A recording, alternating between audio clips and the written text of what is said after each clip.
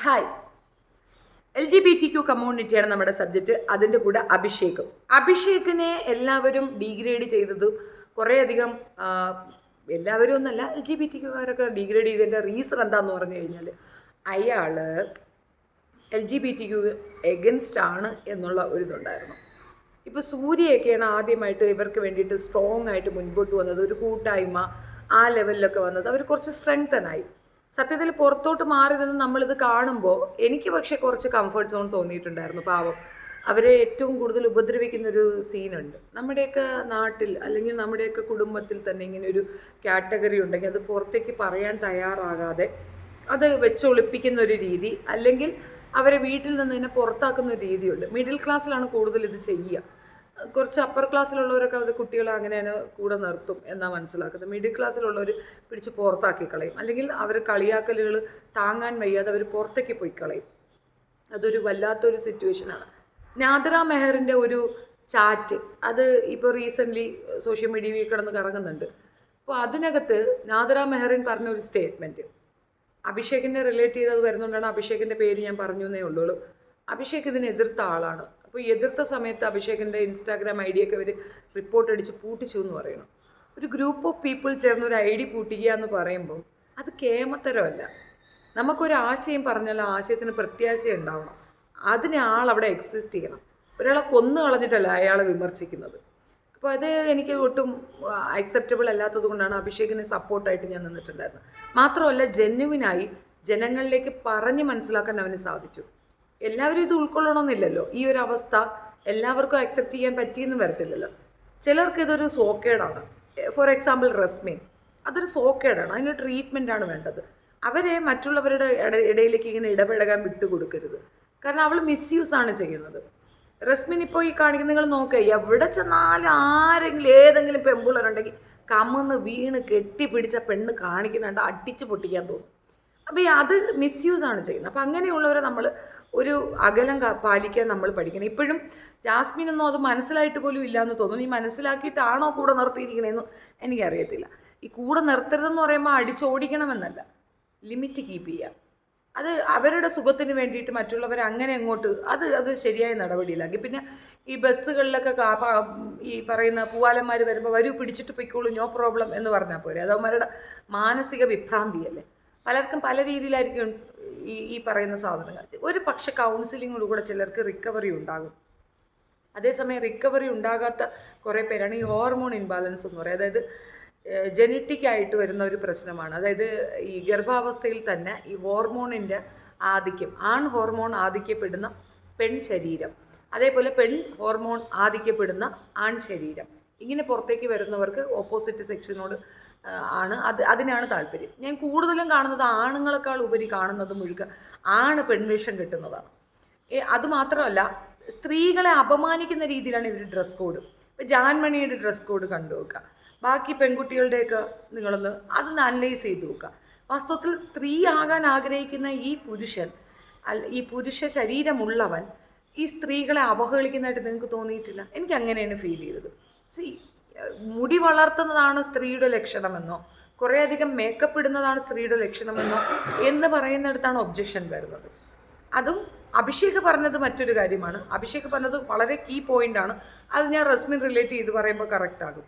ഒരാളെ കൊണ്ട് മറ്റൊരാളുടെ ലൈഫ് ബാധിക്കപ്പെടുന്ന തരത്തിലുണ്ടെങ്കിൽ അത് സ്റ്റോപ്പ് ചെയ്യണം. ഇപ്പോൾ റസ്മിൻ ജാസ്മിനുമായിട്ട് ഭയങ്കരമായിട്ട് കമ്പനി അടിച്ച് നടക്കുന്നുണ്ട്. ഒരു പക്ഷേ അത് കംഫർട്ട് സോൺ ആകാൻ വേണ്ടി ജാസ്മിന് തോന്നി. കാരണം ജാസ്മിന് പെട്ടെന്ന് വേറെ ആരും വന്നത് കംഫർട്ട് ആക്കുന്നതായിട്ട് തോന്നിയില്ല. അത് കാരണം എന്ന് പറഞ്ഞാൽ കോമൺ സെൻസുള്ള ഒരു വ്യക്തി ആ കുട്ടിയെ സപ്പോർട്ട് ചെയ്യില്ല. എത്രയെന്ന് പറഞ്ഞാലും ഒരു കോമൺ സെൻസുള്ള ഒരു പെൺകുട്ടി അവളെ സപ്പോർട്ട് ചെയ്യില്ല. കാരണം അവൾ ചെയ്തത് വ്യക്തമായ ചതിയാണ്. ആ ചതിയെ സപ്പോർട്ട് ചെയ്യുക എന്ന് പറയുന്നത് അവരുടെ ക്യാരക്ടറിനെ കൂടെ നാശമാക്കുന്ന ഒരു ലെവലാണ്. അപ്പോൾ അതൊരിക്കലും സപ്പോർട്ട് ചെയ്യത്തില്ല. അപ്പോൾ അവളെ സപ്പോർട്ട് ചെയ്യാനെന്ന വ്യാജേന ഈ പെണ്ണ് അവിടെ പോയി നിൽക്കുന്നത് ഒന്നുകിൽ സോഷ്യൽ മീഡിയയിൽ കുറച്ച് അക്സെപ്റ്റൻസ് കിട്ടാൻ, പുള്ളിക്കാരത്തേക്ക് വലിയ റീച്ചും കുന്തമൊന്നുമില്ല, ഇവളുടെ കൂടെ നിന്നാൽ ഇവളുടെ വിഷ്വലൊക്കെ എടുത്തിട്ട് കഴിഞ്ഞാൽ കുറച്ച് അക്സെപ്റ്റൻസ് കിട്ടാൻ വേണ്ടിയിട്ടായിരിക്കും റസ്മിൻ അവിടെ നിൽക്കേണ്ടാവുക. അല്ലെങ്കിലോ മറ്റൊരു ഗണത്തിലേക്കാണത്. മറ്റേത് 70 ക്യാമറകൾക്കിടയിൽ വേറൊന്നും സംഭവിക്കത്തില്ല. ഇത് ക്യാമറകളൊന്നുമില്ല, ഒരു വീടിനകത്തേക്ക് കിട്ടുക നമ്മളെ. അപ്പോൾ എന്തായിരിക്കും?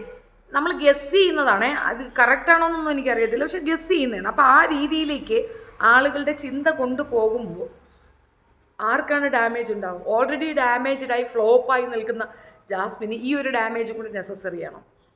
സ്റ്റെപ്പ് ബാക്ക് ചെയ്യുകയാണ് വേണ്ടത്. ജാസ്മിൻ ഇവിടെ മാറി നിൽക്കുകയാണ് വേണ്ടത്. ദിയ സനയുടെ ഐഡൻറ്റിറ്റി റിവീൽ ചെയ്യാത്തതുകൊണ്ട് പ്രശ്നമില്ലെന്ന് പറയാം. പക്ഷെ എന്നാലും ഒരു പരിധിയിൽ കൂടുതൽ ആ രീതിയിലൊന്നും അവൾ ഇടപഴകുന്ന കണ്ടിട്ടില്ല. റസ്മിനെ പോലെ ഭയങ്കരമായിട്ട് അങ്ങനെ ആ രീതിയിൽ ചെയ്യുന്നത് ഞാൻ കണ്ടിട്ടില്ല. അപ്പോൾ അതുകൊണ്ട് നമുക്ക് അവരെ പറയാനൊക്കത്തില്ല. ഇത് എന്തുകൊണ്ട് ഇത് പറയുന്നത് സദാചാരവാദമോ മറ്റെന്തെങ്കിലും തരത്തിൽ നമുക്കൊരു ക്യൂരിയോസിറ്റി ഉണ്ടാകില്ല. ഈ പെൺകുട്ടിയെ മറ്റുള്ളവർക്കൊക്കെ മനസ്സിൽ പുറത്ത് വന്ന് എല്ലാവരും സംസാരിക്കുന്നു. ഒരു ഇൻ്റർവ്യൂവിൽ സ്വയം തന്നെ ഞാൻ അങ്ങനെയല്ല ഇങ്ങനെയാണെന്ന് അവകാശപ്പെടുന്നു. എന്തുകൊണ്ട് ശ്രീധുവിൻ്റെ വീട്ടിൽ കയറ്റുന്നില്ല? എന്തുകൊണ്ട് കയറ്റുന്നില്ല? അപ്പോൾ ആ അമ്മയ്ക്ക് കുറച്ചുകൂടെ ബോധം ഉണ്ടെന്നുള്ളതല്ലേ വസ്തുത. ഇവിടെയുള്ളവർക്ക് ബോധം ഇല്ല എന്നുള്ളതല്ലേ. വീട്ടിൽ കയറ്റാതിരിക്കുക, അടിച്ചിറക്കുക എന്നല്ല, ലിമിറ്റ് വെക്കുക. എവറിത്തിങ്, എല്ലാ റിലേഷൻഷിപ്പിനും ആസ് എ ലിമിറ്റ്. ഇത് കുറച്ച് ഓവറായിട്ട് കാണുന്നതിനെ കൊണ്ടുള്ള ഒരു ഇതാണ് പറഞ്ഞത്. ഇത് തന്നെയാണ് അഭിഷേക് നമ്മളോട് സൂചിപ്പിക്കുന്നത്. ഒരു വ്യക്തിക്ക് അവരുടെ കംഫർട്ട് സോണിന് വേണ്ടിയിട്ട് മറ്റൊരു വ്യക്തിയെ നശിപ്പിക്കുന്ന തരത്തിലേക്ക് ഇടപെടലുകൾ നടത്തുന്നത് തെറ്റാണ്. അതിന് വേണ്ടിയിട്ട് LGBTQ കമ്മ്യൂണിറ്റി എന്ന ഒരു രീതിയിൽ എടുത്തു വയ്ക്കുന്നതിനോടും യോജിപ്പില്ല എന്നാണ് അഭിഷേക് പറഞ്ഞത്. എനിക്ക് അങ്ങനെയാണ് മനസ്സിലായിട്ടുള്ളത്. അതുകൊണ്ടാണ് ആ പയ്യനെ സപ്പോർട്ട് ചെയ്യണമെന്ന്. ആക്ച്വലി ഇതിനു മുമ്പുള്ള എൻ്റെ വീഡിയോസിലൊക്കെ തന്നെ LGBTQവിന് വേണ്ടിയിട്ട് ഒരുപാട് സംസാരിച്ച വ്യക്തിയാണ് ഞാൻ. കുറേ അധികം കുട്ടികളെ കണ്ടിട്ടുണ്ട്. ഇപ്പോൾ സിയ പവലിനെ അറിയാമല്ലോ. സിയ പവലിനെ എനിക്ക് നേരിട്ട് അറിയാം. ഡൗൺ ടു എർത്ത് ക്യാരക്ടറാണ് ആ കുഞ്ഞ്. അതുമല്ല അവർ തമ്മിലുള്ള പ്രശ്നം അത് നല്ലൊരു സൊല്യൂഷനാണ് അവർ സൊസൈറ്റിക്ക് കാണിച്ചു കൊടുത്തത്. ദേ ക്യാൻ മാരി ഈച്ച് അതർ. ആ ഒരു കമ്മ്യൂണിറ്റി ഡെവലപ്പായിട്ട് അവർക്ക് ഈ ശസ്ത്രക്രിയയുടെ ആവശ്യങ്ങളൊന്നും തന്നെ ഇല്ല. They can marry each other. പെണ്ണിൻ്റെ ശരീരവും ആണിൻ്റെ മനസ്സും, ആണിൻ്റെ ശരീരവും പെണ്ണിൻ്റെ മനസ്സും. Get married, no problem. അത് അവർക്ക് മാരേജ് വേണമെന്ന് നെസസിറ്റി ഉണ്ടെങ്കിൽ തന്നെ ചെയ്യുക. അങ്ങനെ അതല്ലാതെ ഇതൊക്കെ വെച്ച് കെട്ടിയിട്ട് പുറത്തേക്ക് വന്ന് മറ്റൊരാളുടെ ലൈഫ് തന്നെ വേണം, മറ്റൊരാളെ തന്നെ വേണം എന്ന് പറയാം. നമ്മൾ മാരേജ് കൺസിഡർ ചെയ്യുന്നത് എന്തിനാണ്? സെക്ഷൽ പാർട്ട്ണറായിട്ടാണ്. അത് പ്രകൃതി വിരുദ്ധം തന്നെ വേണമെന്ന് എന്താ നിശ്ചയിക്കുന്നത്? പ്രകൃതി വിരുദ്ധം എന്ന് എടുത്തു പറയും. എന്തുകൊണ്ടെന്നറിയാമോ? ഞാൻ പ്രകൃതി നിശ്ചയിച്ചൊരു ടേമുണ്ട്. മിക്കവാറും 99% അതാണ് ആഗ്രഹിക്കുന്നത്, അതിലാണ് സന്തോഷമുള്ളത്. അതല്ലാത്തൊരു ടേം അക്സെപ്റ്റ് ചെയ്യണമെന്നും അവർ മെജോറിറ്റി ആകണമെന്നും പറയുന്ന നാദിറയുടെ വാക്കുകൾ കുറച്ച് പ്രശ്നമുള്ളതല്ലേ? അത് പ്രശ്നമാണ്. ആ തോട്ട് പ്രോസസ്സ് തികച്ചും ഭയാനകമായ ഒരു കാര്യമാണ് പറയുന്നത്. ഇത്തരത്തിൽ താല്പര്യമുള്ളത് കൂടി വന്നു കഴിഞ്ഞാൽ, മെജോറിറ്റി അവരായിക്കഴിഞ്ഞാൽ അസന്തുലിതാവസ്ഥ കൂടി വരും. അതുകൊണ്ടുള്ള ലാഭം എന്താണെന്ന് നിങ്ങൾക്ക് അറിയത്തില്ലേ? ഈ മെയിനായിട്ട് ഇവർക്ക് ഫണ്ട് ചേർക്കുന്നതിനാണ് ഇവർ പല രീതിയിലുള്ള ഇല്ലീഗൽ ഇഷ്യൂയിലേക്കൊക്കെ ഇവർ ഇറങ്ങിത്തിരിക്കുന്നത്. ഇവരെ കൊണ്ടുള്ള ശല്യമൊന്നും ഞാൻ പറയാൻ ആഗ്രഹിക്കുന്നില്ല. എന്നാലും ഒരു ചെറിയ സൂചനകൾ തരാം. ഞാൻ തമിഴ്നാട്ടിലാണ് സെറ്റിൽ ചെയ്തിരിക്കുന്നത്. ഇപ്പോൾ എനിക്ക് അവിടെയുള്ള അവരെയൊക്കെ ഇവർ അറുവാണി എന്നാ പറയുക. അതിൻ്റെ കാരണം എന്താണെന്ന് എനിക്കറിയത്തില്ല. അത് തെറിയായിട്ടല്ല നമ്മൾ ഇവിടെ ഉപയോഗിക്കുന്നത്. പക്ഷേ അവിടെ അവർക്കുള്ള നാമം തന്നെ ഇത് തന്നെയാണ്. അവർ കുഞ്ഞുണ്ടാകുമ്പോൾ വരും, ബ്ലെസ് ചെയ്തിട്ട് പോകും. സോ ഭയങ്കര കെയറിലാണ് അവർ നമ്മൾ കൺസിഡർ ചെയ്യുന്നത്. വീട്ടിൽ കയറ്റുന്നതിനോടല്ല, അവർക്കൊരു സ്പെഷ്യൽ കാറ്റഗറിയാണ്. ഇപ്പോൾ പള്ളിയിൽ നിന്നൊരു ഉസ്താദ് വീട്ടിൽ വരുമ്പോൾ നമ്മളിങ്ങനെ കണക്കാക്കും, ഒരു പ്രിഷ്യസ്നെസ് കൊടുക്കും. പുള്ളി വരിക, കഴിക്കുക, പൊയ്ക്കോ. പിന്നെ അവിടെ നിർത്തിയിട്ടുള്ള കളിക്കില്ല. കാരണം നിർത്തിക്കഴിഞ്ഞാൽ അടുത്ത പുള്ളിയുടെ ഉപദേശങ്ങൾ വരും. അങ്ങനെ പാടില്ല, ഇങ്ങനെ പാടില്ല. പൂജാരി ആയിരുന്നാലും ഏതായിരുന്നാലും, അതായത് കുറേ അധികം ഭക്തി മൂത്ത ആളുകളെ കൊണ്ടുവന്നുള്ള പ്രശ്നവും ഞാൻ എന്നോട് ഉപമിച്ച് പറഞ്ഞത്. അതേപോലെയാണ് ഇവർ വന്ന് ഇവർക്ക് ഫുഡ് കൊടുക്കുക, കുറച്ച് എമൗണ്ട് കൊടുക്കുക, ഇവർ കൊട്ടിപ്പാടും, അവരപ്പോഴേ പൊക്കോളുക. പിന്നെ നിർത്തരുത്. ഒരു ചെറിയ മൈന്യൂട്ട് മിസ്റ്റേക്കിൽ മണ്ണ് വാരി ശപിച്ച് കളയും. അത് എത്രത്തോളം ഹേർട്ടായിരിക്കും എന്ന് ആലോചിച്ച് നോക്കുക. നമ്മളൊരു ഫംഗ്ഷൻ അറേഞ്ച് ചെയ്തിരിക്കുകയാണ്, അവിടേക്ക് വന്നിട്ടാണ് ഈ പ്രവൃത്തി കാണിച്ചിട്ട് പോകുന്നത്. ഇതേ സെയിം തിങ് തന്നെ അവർ ട്രെയിനുകളിൽ കാണിക്കാറുണ്ട്. ട്രെയിനുകളിൽ പോകുന്ന സമയത്ത് ഇവർ കൊട്ടിപ്പാടി കൊണ്ട് വരും. ഒരു എമൗണ്ട് കൊടുത്തങ്ങ് സെറ്റിലാക്കുക, അങ്ങ് വിട്ടേക്കുക, ഒഴിവാക്കി കെട്ടുക. അതെന്തൊരു ബേർഡനാണെന്ന് ആലോചിച്ച് നോക്കിയാണ്. സാധാരണ ജീവിക്കുന്ന ആൾക്കാർക്കുള്ള ഒരു ബുദ്ധിമുട്ടെന്ന് ആലോചിച്ച് നോക്കിയാണ്. നീ പൈസ കൊടുത്തില്ലെന്ന് വയ്ക്കാം, ലിംഗത്തിൽ കയറി പിടിക്കുമെന്ന് പറയുക ആളുകൾ. അങ്ങനെ എക്സ്പീരിയൻസ് ഉള്ളവരുണ്ട്. അപ്പോൾ ഒരു ന്യൂയിസൻസ് ആകാതിരിക്കാൻ ഇവർക്കൊരു യൂണിറ്റ് ക്രിയേറ്റ് ചെയ്തിട്ട് അവർക്ക് വേണ്ടിയിട്ട് സർക്കുലർ ഇറക്കി, പോലീസ് സംവിധാനങ്ങളിൽ പോലും അവരോട് സംസാരിക്കേണ്ട രീതി പഠിപ്പിച്ചു കൊടുത്ത് അവർക്ക് വേണ്ടി സ്പെഷ്യൽ കൺസിഡറേഷന് ജോബ് ഓഫർ ചെയ്താൽ അതൊന്നും ഇവർക്ക് താല്പര്യമില്ല. Because they are not happy with that specific amount. എന്തുകൊണ്ടെന്നറിയാമോ? ഇവർ ശരീരത്തിലെ ഈ മാറ്റങ്ങൾക്ക് വേണ്ടിയിട്ട് ചിലവാക്കുന്ന തുക ഹ്യൂജാണ്. 10 to 50 lakhs ചിലവാക്കിയാലേ സർജറി നടക്കുകയുള്ളൂ. മോസ്റ്റ് ഓഫ് ദ ടൈം ഈ സർജറി ഫെയിലുവറാണ്. 1-2 കുട്ടികൾ സൂയിസൈഡ് ചെയ്തിട്ടുണ്ട്. എഗെയിൻ അവർക്ക് കൊടുക്കേണ്ട കൗൺസിലിംഗ് ആണ്, അവരോടത് പറഞ്ഞ് മനസ്സിലാക്കുകയാണ് വേണ്ടത്. ഇത് കട്ട് ചെയ്ത് വേറെ റീപ്ലേസ് ചെയ്തിട്ട് നിങ്ങൾക്ക് പ്രത്യേകിച്ച് എന്തെങ്കിലും ലാഭമുണ്ടോ?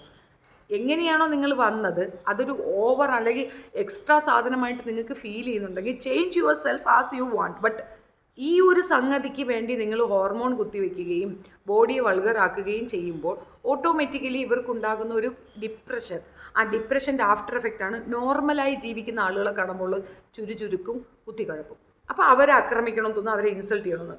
ഈ ഹൈദി സാദിയൊക്കെ നോക്കുക, ഹൈദി സാദിയൊക്കെ ഈ ആ ഒരു സർക്കിളിലാണുള്ളത്. അവൾ കാരണമാണ് ആ ഒരു സർക്കിൾ തന്നെ ഫ്ലോപ്പായി പോയിട്ടുള്ളത്. പരസ്പരം അങ്ങോട്ടും ഇങ്ങോട്ടും തല്ലിക്കാനും പ്രശ്നം ഉണ്ടാക്കാനുമായിട്ട് ഒരു നല്ല ശകുനി. ആ പേര് ആപ്റ്റാവുന്നത് ഹേദിക്കാണ്. അമ്മാതിരിയാണ് ആ പെണ്ണ് അതിനകത്ത് പെർഫോം ചെയ്തിട്ടുണ്ടായിരുന്നത്. അതാണ് ഇതിൻ്റെ ഏറ്റവും നല്ല എക്സാമ്പിൾസ്. അപ്പോൾ അഭിഷേക് പറയുന്ന ഒരു പോയിന്റ് വളരെ കൃത്യമായി നമ്മളിലേക്ക് എത്തിയത് കൊണ്ടാണ് ഫസ്റ്റ് ഈ ഗ്രാഫ് കാണിക്കുമ്പോൾ ഫസ്റ്റ് ഗ്രാഫിൽ അഭിഷേകിന് നല്ല വോട്ട് കിട്ടിയത്. കാരണം മെജോറിറ്റി പീപ്പിൾ അത് തന്നെയാണ് പറയുന്നത്, മെജോറിറ്റി ഏതാണ് പറയുന്നത്. പിന്നെ ഈ സൂര്യയുടെ കാര്യം മുമ്പൊരു ഹിസ്റ്ററി പറഞ്ഞിട്ടുണ്ടായിരുന്നു, ഒരു കല്യാണം കഴിച്ച് 2 കുട്ടികളുണ്ടായിരുന്നു എന്ന്. ഞാനത് വിശ്വസിച്ചിരുന്നു കേട്ടോ. പിന്നെ റീസെൻ്റ്ലി ഇപ്പോൾ സൂര്യ അത് നിഷേധിക്കുന്നുണ്ട്. സോ അൺടിൽ അൺലെസ് നമുക്കൊരു എക്സാക്റ്റ് ന്യൂസ് കിട്ടാത്തിടത്ത് നമ്മളത് വിശ്വസിക്കേണ്ട കാര്യമില്ലതാണ്. അത് ഞാൻ തിരുത്തുകയാണ്.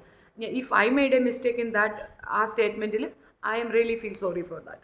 പക്ഷേ അങ്ങനെയൊക്കെ ഉണ്ടാകാറുണ്ട് എന്നുള്ളത് വസ്തുതയാണ്. വിവാഹങ്ങൾ കഴിക്കുക, വിവാഹത്തിന് ശേഷം കുഞ്ഞുങ്ങളുണ്ടായ ശേഷം പെട്ടെന്ന് താൻ LGBT ആണെന്ന് തോന്നുക, അതൊക്കെ സീരിയസ്ലി ഭയങ്കര ഒരു മോശപ്പെട്ട ഒരു ആറ്റിറ്റ്യൂഡാണ്. അപ്പം അതിനെതിരെ അല്ല, അവർക്ക് റിക്കവറി അല്ലെങ്കിൽ അവർക്ക് വേണ്ട ആവശ്യമായ കാര്യങ്ങൾ പറഞ്ഞു കൊടുത്ത് അവരെ പൊതുസമൂഹത്തിലേക്ക് കൊണ്ടുവന്ന് ഇടപഴകി നമ്മൾക്കൊപ്പം ചേർത്ത് നിർത്താനാണ് നമ്മൾ ആഗ്രഹിക്കുന്നത്. പക്ഷെ ഇവരാഗ്രഹിക്കുന്നത് എന്താണ്? ഇപ്പം മൈനോറിറ്റി ആയി നിൽക്കുന്ന ഞങ്ങൾ മെജോറിറ്റി ആകും. That means what? ഒരു വിഭാഗം പെൺകുട്ടികൾക്ക് 16-17 വയസ്സാകുമ്പോൾ തന്നെ പ്രണയം, സെക്സ്വൽ അതൊക്കെ അങ്ങ് തുടങ്ങും.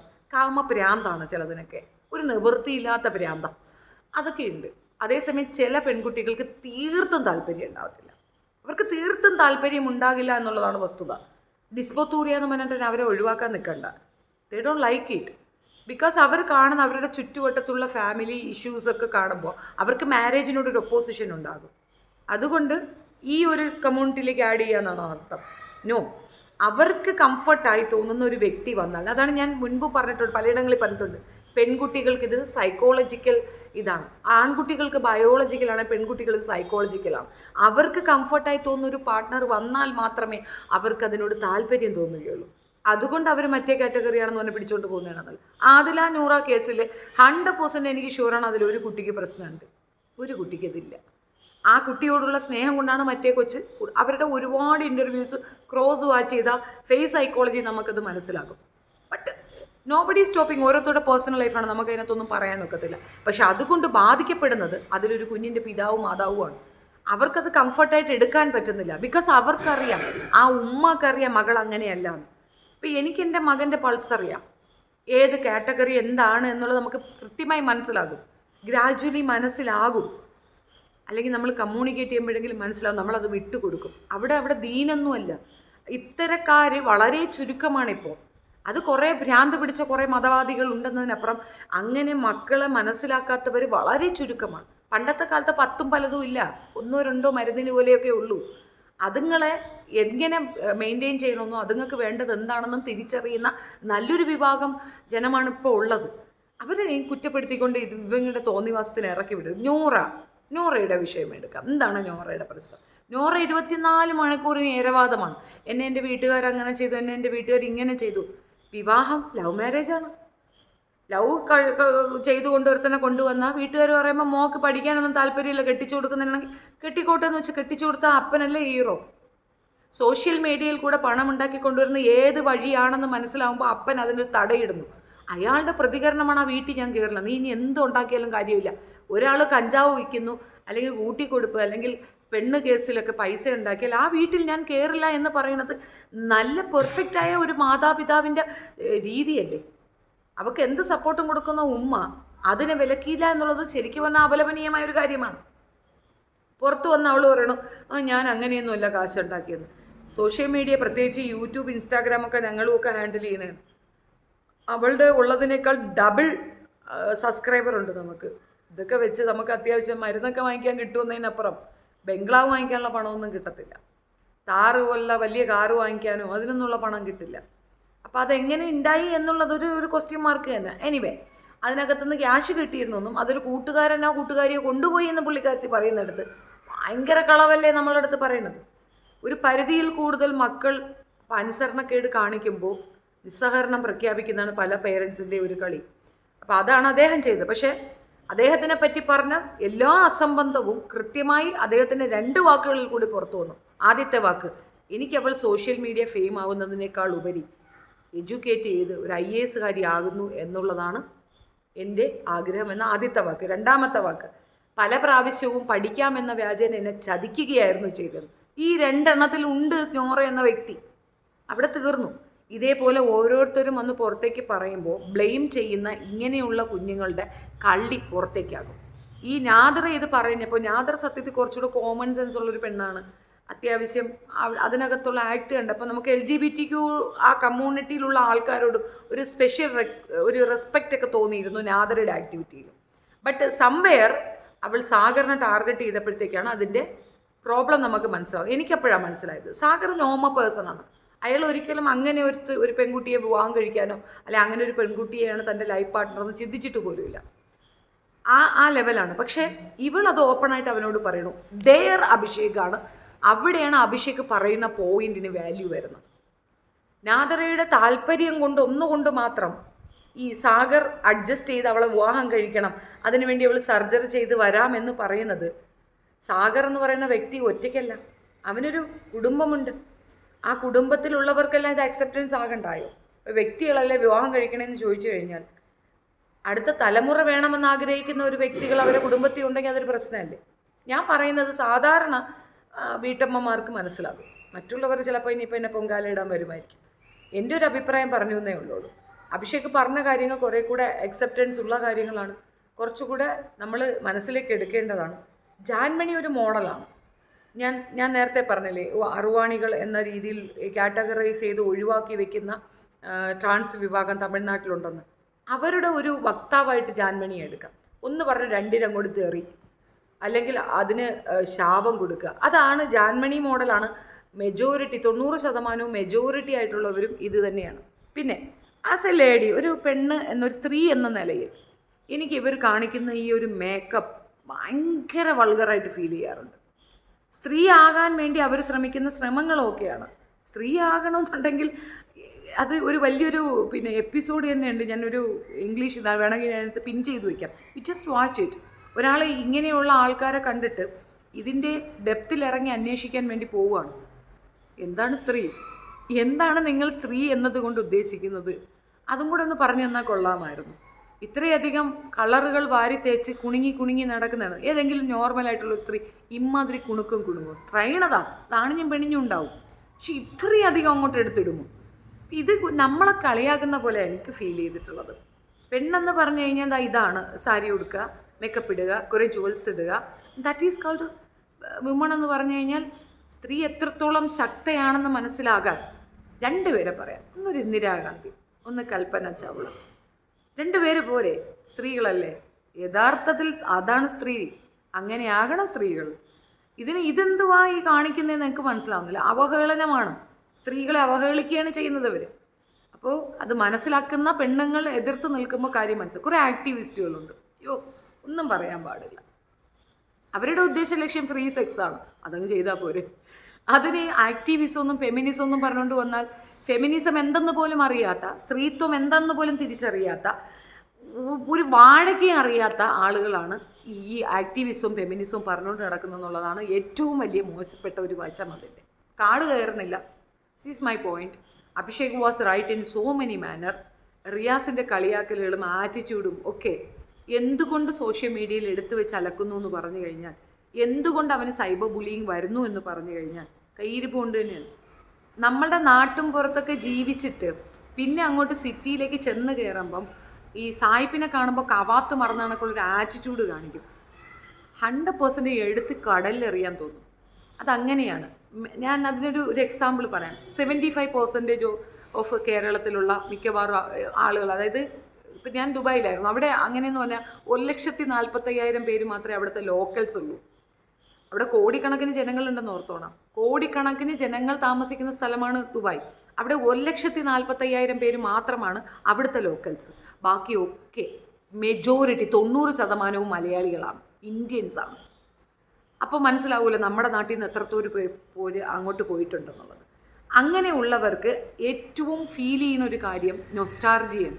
അതായത് നാട്ടിലെ ഇപ്പോൾ നമ്മൾ കശുമാമ്പഴം അറിയാലോ, അത് കഴിക്കുന്നത്, അതേപോലെ ഈ നാട്ടിലുള്ള കാര്യം, അങ്ങനെയുള്ള ചാനൽസിന് അക്സെപ്റ്റൻസ് കിട്ടുന്നതിൻ്റെ കാര്യം അവരുടെ ഏറ്റവും ഫ്രീ ആയിട്ടുള്ള ടൈമിൽ അവർ മൊബൈൽ നോക്കിയിട്ട് ചെയ്യുന്ന കാര്യം ഈ സോഷ്യൽ മീഡിയ കാണുകയാണ്. അപ്പോൾ അവർക്ക് ഏറ്റവും ഫീൽ ചെയ്യുന്നത് ഇത്തരം ഇത് കാണുമ്പോഴാണ്. മിക്കവാറും ഞാൻ 1-2 ചാനൽ ഞാൻ എക്സാമ്പിൾ പറയാം. ഒരു ചാനലിൽ ചട്ടി കൊണ്ട് ചോറ്, മൺചട്ടി, മൺതിട്ട വെച്ച് അതിന് ഇപ്പോഴത്തെ കാലത്ത് എവിടെയാണ് ഈ മൺതിട്ടയൊക്കെ ഒന്നും ഉണ്ടാവില്ല. പക്ഷെ അത് അവരെങ്ങനെ ഒരെണ്ണം ക്രിയേറ്റ് ചെയ്തിട്ട് മുള്ളു വേലി വെച്ചിട്ട് ഇപ്പോഴത്തെ സാഹചര്യത്തിൽ നോട്ട് പോസിബിൾ ആയിട്ടാണ്. പക്ഷെ അങ്ങനെ ഒരു സാധനം ഉണ്ടാക്കി ഒരു സ്പെഷ്യൽ പോർഷൻ ഉണ്ടാക്കിയിട്ട് വീഡിയോയ്ക്ക് മാത്രം വേണ്ടി അതിനകത്ത് ചെയ്യുന്നുണ്ട്. അത് ഭയങ്കര ഹിറ്റുമാണ്. അതെന്തുകൊണ്ടെന്നാൽ ആ പഴമയെ ഇഷ്ടപ്പെടുന്നവരാണ് മെയിനായിട്ട് അങ്ങനെ കാണുന്നത്. അവർക്ക് അവരുടെ നാടിനെ ഓർമ്മ വരുന്ന ഇത്തരം പഴമയുള്ള കാര്യങ്ങൾ കാണുമ്പോഴാണ്. അപ്പോൾ അതിന് ഭയങ്കര അക്സെപ്റ്റൻസുമാണ്. അങ്ങനെയുള്ളവർ ഈ നാട്ടിൻപുറത്തുനിന്ന് പോയ കുറേ എണ്ണം കുറേ പേക്കൂത്തുകൾ കാണിക്കുന്ന കാണുമ്പോൾ 100% പറയും. അവർക്ക് അവരുടെ വിമർശനങ്ങൾ അല്ലെങ്കിൽ അവരുടെ വിഷമം രേഖപ്പെടുത്താൻ കമൻസേ ഉള്ളൂ. അത് ജെന്യുവനായ കമൻസ് ആണെങ്കിൽ അതിന് മറുപടി കൊടുക്കുക.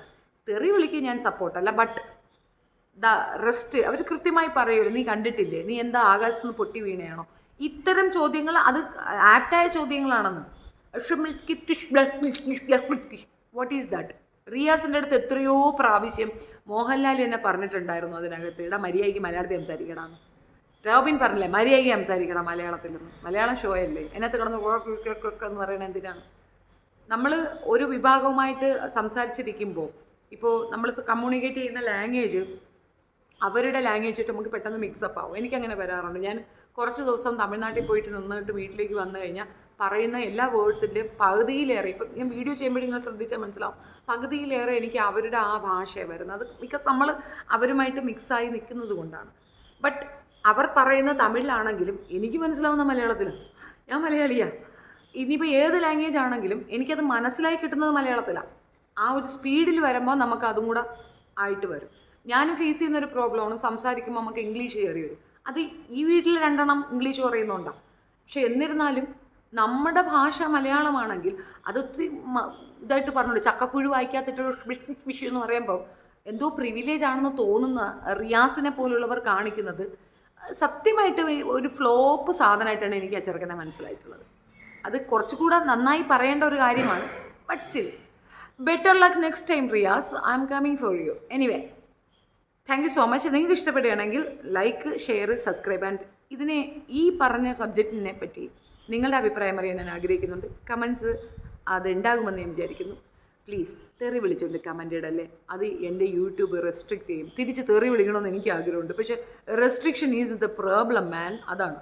ഈ റെസ്ട്രിക്ഷൻ ഇല്ലെങ്കിൽ നിങ്ങളെക്കാൾ വളരെ കൂറയാവാൻ എന്നെ കൊണ്ടും പറ്റും. Thank you so much.